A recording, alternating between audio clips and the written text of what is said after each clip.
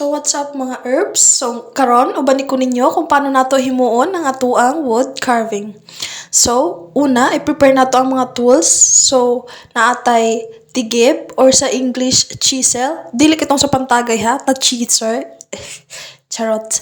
So, naatay chisel na dako, may chisel na gamay, tas may kutsilyo, may martilyo, then syempre, naatay bolo para pag may atake nimo, putol ang ulo for sure. Eme. So karon, napapansin ninyo na naglihan ako. Kaya syempre, habang dahil nag-eskwela kong tarong nga rin sa SPPC or sa school, gihimo na dahil siya ni Papa ang wood carving na ako. Giukit na siya niya nga to. Para daw, dili na ko mag-ukit-ukit. Kaya syempre, kaya ba mo siya nakakoy talent sa nang pag-ukit-ukit. So, how lucky I am to have my father like that, no? So, last is, ako na siya nag-varnish or para himo na to siya og para makinis nga to ang final project. So napapansin niyo nga diamond man na siya, no? Dili man na siya square. So diamond na ako ang wood carving na project. Thank you so much.